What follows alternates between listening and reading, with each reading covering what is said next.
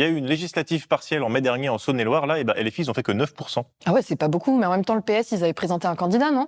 Ouais, mais je comprends pas pourquoi les gens, ils votent mal comme ça. Comment ça?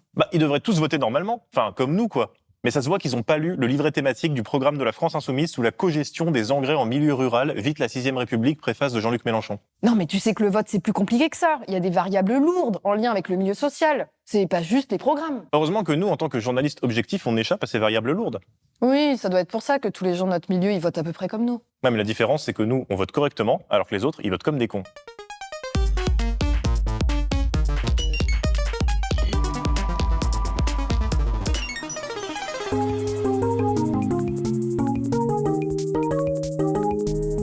Les amis que je vois et que je fréquente, avec qui je parle de politique, on est beaucoup dans le même cas, on a les mêmes idées à peu près. Donc, et on est plus que la génération actuelle, ma génération, on est énormément à voter Front National, je trouve, pour mon goût. Vous l'aurez compris, aujourd'hui, on va vous parler du vote et on va vous parler de politisation. Et pour ça, on va s'intéresser à une branche particulière de la sociologie qui s'appelle la sociologie du vote. Ben ouais, logique. Le vote est tellement central dans nos systèmes politiques occidentaux qu'on a carrément une branche de la sociologie qui est dédiée à ça. Mais il est même plus que central, il est presque sacré dans nos démocraties libérales, le vote. Il y a d'autres pays où les gens se battent pour ça. C'est le truc un peu naïf, mais ça a du sens. Il y a des gens qui sont battus pour obtenir le droit de vote. Moi, je peux en disposer comme ça sans avoir fait d'effort. Donc c'est important de voter. Alors qu'en vrai, le vote, c'est un peu nul. Mais comment tu peux dire ça, Maudit, alors que des gens se sont battus pour que tu puisses faire barrage à Jordan Bardella avec ton bulletin Retailleau en 2027 ? Jordan!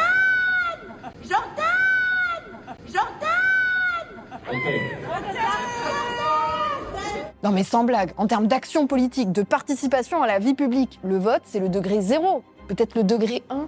Mais alors, pourquoi c'est aussi important ? Pourquoi on vote ? On va essayer de vous apporter des éléments de réponse dans cet épisode. De tout temps, les hommes ont toujours voté, à travers l'histoire.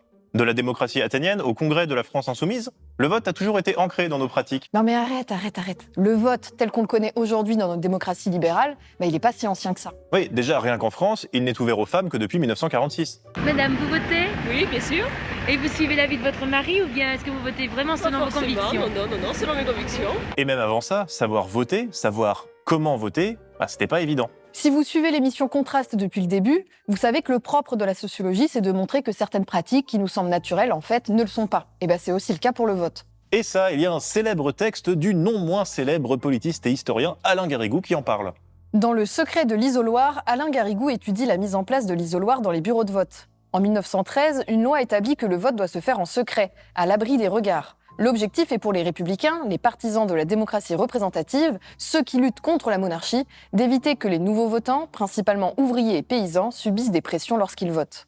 Et ça empêchait pas les bourgeois d'être contre la loi. Cela n'a d'intérêt, résume Charles Ferry, que pour quelques communes de l'Ouest où le châtelain se trouve être en même temps le maire, et pour quelques villes du Nord et du Centre où une grande compagnie minière et métallurgique tient tout le pays. Oui, parce qu'avant l'isoloir, il y avait des gens qui allaient voter ensemble, en communauté. De façon très simplifiée, pour Alain Garrigou, le rite de l'isoloir va progressivement imposer une nouvelle vision de l'électeur. Un individu seul, rationnel, dissocié de son environnement social et qui a des opinions politiques propres. Sauf quand il s'agit de femmes. Vous pensez qu'une femme n'a pas le droit justement de se mêler à la politique En principe, elle n'y comprend rien, elle juge selon son mari. Avec la loi sur l'isoloir de 1913, on va passer de l'idée d'un vote de communauté à une vision individuelle du vote. Oui, et cette vision, elle prime encore aujourd'hui, des élections de délégués de classe à la présidentielle. Mais très tôt, les sociologues ont compris que l'idée d'un électeur indépendant et éclairé, c'était un mythe. Oui, un mythe dont on a besoin pour que la démocratie fonctionne. Oui, mais un mythe quand même. En 1913, le sociologue français André Siegfried publie Tableau politique de la France de l'Ouest sous la Troisième République, un ouvrage considéré comme fondateur de la sociologie électorale dans notre pays. Et son analyse est assez particulière. Il tire la conclusion que le vote est déterminé par 4 variables qui jouent en cascade. Premièrement, la nature des sols, qui va elle-même influer sur la structure de l'habitat, qui va elle-même influer sur la structure de la propriété foncière, et tout ça va se retrouver dans les relations sociales, qui seront à terme un facteur explicatif du vote. Siegfried le formule ainsi. Au commencement de mes études sur l'Ouest, j'avais cru qu'il serait possible de déterminer des relations directes entre la géologie et les tendances politiques. J'y étais encouragé par la netteté de certaines limites. C'est par exemple le cas en Vendée où, d'une commune à une autre, le passage du calcaire au granit correspond à un changement complet de l'orientation politique. En gros, Siegfried il a mis au jour des variables environnementales qui auraient un impact sur l'organisation sociale et qui auraient elles-mêmes un impact sur le vote. Son analyse, elle a été en partie invalidée par la suite, mais en tout cas, il reste un des premiers à avoir fait de la géographie électorale. Et c'est un peu grâce à lui qu'aujourd'hui on a ces belles cartes de France marron à chaque vague RN aux législatives. Bref, très tôt, les chercheurs et les chercheuses ont compris que le vote pouvait être déterminé par tout un tas de variables, et ça qu'on ait un isoloir ou pas. Mais les variables les plus discutées aujourd'hui, c'est pas la nature du sol de l'endroit où t'habites, mais plutôt ta classe sociale. La classe sociale, c'est ce qu'on appelle en sociologie une variable lourde, c'est-à-dire qu'elle pèse énormément sur votre vote. Votre absence de vote d'ailleurs. Je sais pas. Non, en fait, je vote pas. En 2017, les sociologues Céline Braconnier, Baptiste Coulmont et Jean-Yves Dormagin sortent un article au titre interminable. Les sociologues adorent les titres à rallonge. Toujours pas de chrysanthème pour les variables lourdes de la participation électorale. Ah ouais, c'est vraiment super long. Chute de la participation et augmentation des inégalités électorales au printemps 2017. Bon, c'est fini. Revue française de sciences politiques. Voilà. Cet article, on pourrait résumer son propos en une phrase. Contrairement à ce que pourrait laisser croire sa définition normative, le vote n'est, en effet, pas un acte individuel. On vous l'a dit tout à l'heure, l'idée de l'électeur en tant qu'individu, c'est un mythe. On vote avant tout en fonction de notre niveau d'études, de nos revenus ou de notre classe sociale. Et plus surprenant peut-être, on vote ou pas en fonction de notre situation matrimoniale. Les données de l'enquête participation 2017 permettent ainsi de vérifier à nouveau que les électeurs votent plus fréquemment s'ils sont en couple. Lors du premier tour de la présidentielle, l'abstention est de près de 7 points plus élevée chez les divorcés que chez les mariés. De même, les veufs sont la catégorie la plus abstentionniste, 32,4%, ce qui s'explique pour une part par leur âge moyen élevé, mais aussi sans doute par la perte de l'entraînement familial dont bénéficient les individus qui sont en couple. Pour la présidentielle de 2017, l'article conclut que les inégalités devant le vote se sont aggravées. C'est-à-dire que le comportement des gens était encore plus déterminé par ces variables lourdes que d'habitude. C'est vrai que malgré l'abolition du suffrage censitaire, on a l'impression que face au vote, il y a toujours un genre de sens caché. Si vous êtes sociologue, vous l'avez. Le sens caché, sens C-E-N-S, c'est un texte majeur du sociologue Daniel Gaxi, qui détaille justement ces obstacles au vote. Les élections fonctionnent comme un peu des mécanismes de sélection, c'est-à-dire ça attire certains et ça repousse d'autres. Donc ça produit des effets d'exclusion électorale. Un peu comme le sens électoral au XIXe siècle produisait des effets d'exclusion. Donc ce sont ces variables lourdes qui peuvent limiter l'accès au vote, mais vous pouvez aussi être limité par vos compétences politiques. Les compétences politiques, c'est ce qui détermine si vous êtes politisé ou pas. Je sais que mon père, il m'a dit clairement tu fais partie des socialistes, ça y est. Toi, tu te considères socialiste ? Non, parce que je me considère en marche. Et pour Gaxi, le niveau de compétences politiques, il a aussi un impact énorme sur le vote. Donc il y a un lien entre le fait de s'impliquer en politique et ce sentiment de la compétence politique. Et les deux sont liés statistiquement à des caractéristiques sociales des individus. C'est logique, plus on a de compétences politiques, plus on est politisé, plus on vote. Et on a plus de chances d'être politisé si on a un certain niveau d'études et qu'on vient d'un certain milieu social. Alors ça reste le cas général. Il y a d'autres façons de se politiser, et puis il y a aussi des gens très diplômés qui s'abstiennent. Mais ça reste des cas exceptionnels. Ouais, mais c'est sérieux, hein. C'est pas de la merde, la socio, s'il te plaît. Donc il y a un lien qui est étudié dans le détail à partir d'enquêtes. C'est pas des intuitions de ma part, ça repose sur des enquêtes de terrain. Pour en revenir à notre histoire de vote, le vote, c'est vraiment la base des compétences politiques. On vous le disait, c'est un des degrés les plus faibles de l'engagement. Aller en manif, faire une campagne, faire des collages ou militer dans une association, ça c'est des activités beaucoup plus demandeuses en temps et en énergie que simplement aller voter. S'il vous plaît. Parce que n'est pas président. À voter. T'oublies pas un truc ? Ah oui, pardon, trigger warning Manuel Valls. Non mais là c'est trop tard maintenant. Ah bah oui. En tout cas, ce qu'on veut vous dire, après avoir passé autant de temps à vous parler du vote, c'est que le vote, c'est pas si ouf. Mais on s'est battu pour pouvoir voter, des gens sont morts, maudits. Non, des gens se sont battus pour des libertés, pour de l'égalité, pour des droits politiques, mais pas pour le vote en tant que tel. On vote en Corée du Nord. Une élection bien particulière toutefois.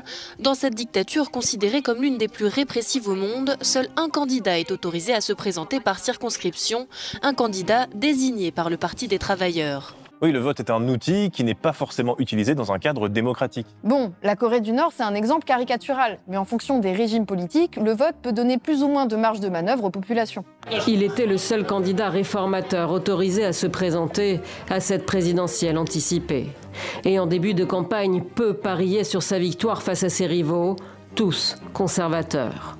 Mais au fil des semaines, Massoud Pezeshkian, 69 ans, a su s'imposer, se présentant comme la voix des sans-voix. Et on vote le 24 novembre sur 4 objets fédéraux. L'un d'eux porte sur l'élargissement justement de ces autoroutes. Donc le vote c'est contextuel et même dans un contexte démocratique, on vous le disait, c'est pas une pratique qui engage beaucoup. Pourtant, dans nos démocraties libérales occidentales, le vote est sacralisé, surtout par la bourgeoisie, pour qui les abstentionnistes sont un danger existentiel. Bon, ben alors qu'est-ce que vous pensez des abstentionnistes ? Oui, d'accord. Écoutez, que ce sont des feignants et des ingrats qui négligent les acquis que d'autres ont payés de leur vie. Et d'un autre côté, les gens qui votent sont vus comme le faisant en pleine conscience des enjeux, protégeant un droit chèrement acquis avec le bouclier de leur bulletin de vote pour Jordan Bardella. Rien que ça. Non, évidemment, c'est pas si simple. Et la question des raisons du vote a largement été étudiée par la sociologie politique. Ouais, notamment les raisons du vote de l'extrême droite, avec le travail de Félicien Faury, qu'on vous a déjà cité dans d'autres émissions. Beaucoup d'électeurs et d'électrices ont effectivement le sentiment d'appartenir à la norme, mais c'est une norme qui effectivement est située socialement et aussi qui est une norme racialisée. Ce sont des électeurs qui se situent du côté de ce que Colette Guillaumin appelle le groupe majoritaire, et c'est cette norme majoritaire qui est à défendre. Le sentiment de déclassement, c'est aussi une des raisons du vote d'extrême droite, c'est-à-dire le sentiment de voir son mode de vie mis en danger. Il y a de plus en plus d'étrangers en ville. On a marre de payer pour eux.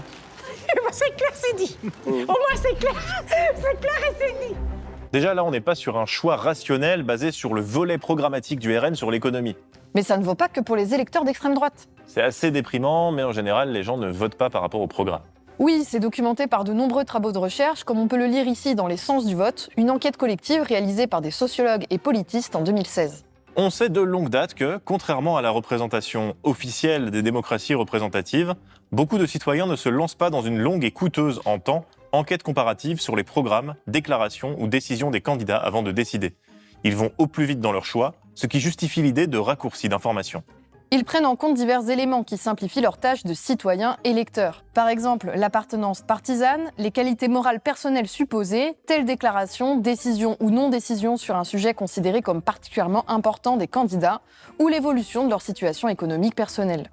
Vous avez sûrement déjà entendu dans votre entourage ce type de justification. Oui, moi je vote pas pour Mélenchon parce qu'il parle trop fort. On a aussi des critères physiques. Il y a quelqu'un dans le livre, par exemple, qui explique dans le plus grand des calmes qu'il ne votera pas pour Eva Joly parce qu'elle a des lunettes moches. Vous avez peut-être déjà discuté avec des gens qui choisissent de voter ou non pour un candidat en fonction d'un unique truc qu'il a dit ou fait il y a 10 ou 15 ans.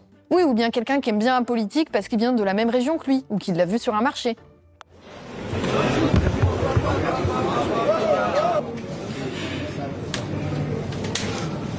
Bref, les idées politiques et le programme sont moins un enjeu que la personne qui les porte. La lumière dans nos yeux, les petits papillons, c'est génial. Signé par Jean Sarkozy.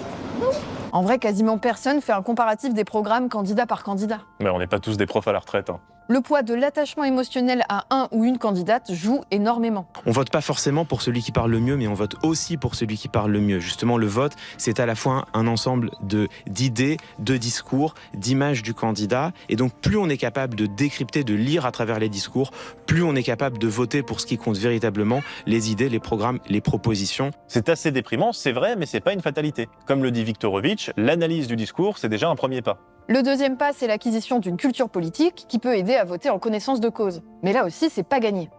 Dans les années 60, le sociologue états-unien Angus Campbell a développé un modèle d'explication des comportements électoraux par l'identification partisane.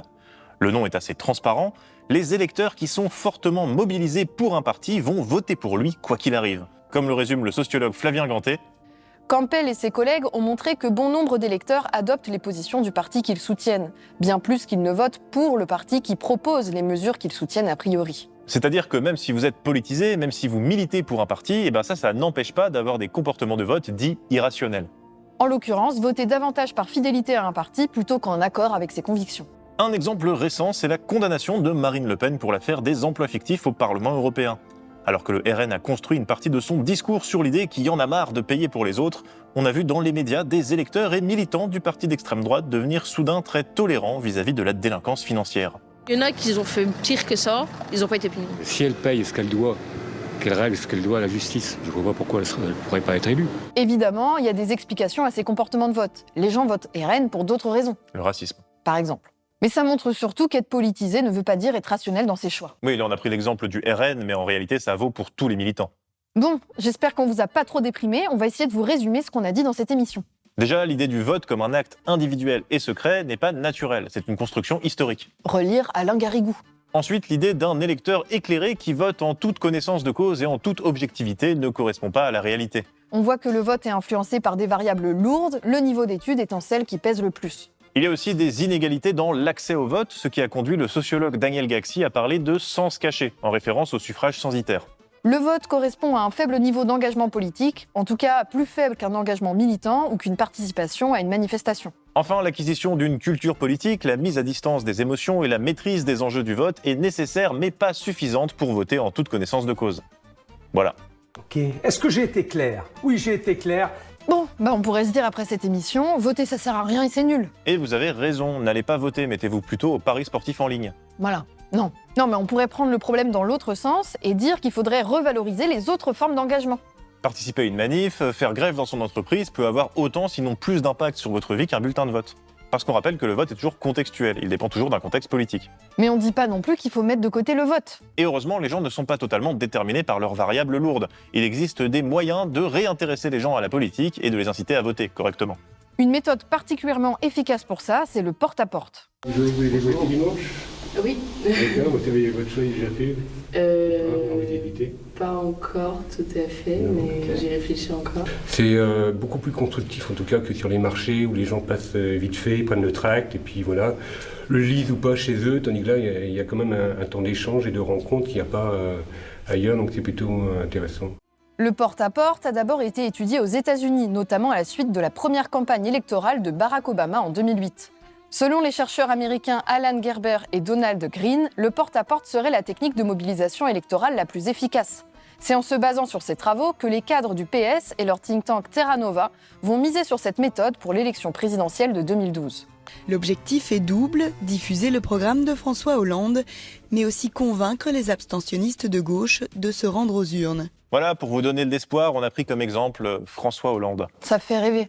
Allez, on va essayer d'être encore plus positif. Ça va pas être dur. On l'a vu avec le porte-à-porte, la clé de l'intérêt des gens pour le politique, elle se joue au niveau local, dans des discussions directes. C'est ce qu'avaient compris lors des dernières législatives les organisateurs et organisatrices des convois de la victoire, qui ont envoyé des militants dans les circonscriptions où le match avec l'extrême droite était très serré, pour essayer de convaincre les gens un par un d'aller voter. C'est un travail de longue haleine qui ne renversera pas une élection immédiatement, mais qui permet de planter une graine. On peut dire que même si Philippe Poutou a perdu aux législatives de 2024, son passage dans la circonscription de l'Aude où il a été candidat, ainsi que le travail des militantes et militants sur place, aura eu un impact sur les électrices et électeurs de la région. Et donc l'enjeu à la fois ici et nationalement, c'est comment, à un moment donné, finalement on reprend le terrain et on reprend l'offensive et on a besoin de ça. Et donc à la fois sur des questions sociales, environnementales, des questions d'égalité des droits pour toutes et tous. Enfin voilà, on a un vrai combat politique à mener et on peut penser qu'on a enfin trouvé l'amorce. Et ben voilà, Philippe Poutou, c'est mieux que François Hollande pour une conclusion optimiste. C'est vrai. Merci d'avoir suivi ce nouvel épisode. C'est l'avant-dernier de la saison, mais en attendant, vous pouvez toujours faire des dons à Blast pour continuer à nous soutenir et à financer ce projet. Enrichissant. Voilà, non. Ça peut le garder, hein. C'est naturel, hein, laissez ça. Personne n'a craqué. On ne craque pas. Et ben voilà, Philippe Poutou, c'est mieux. C'est mieux, point.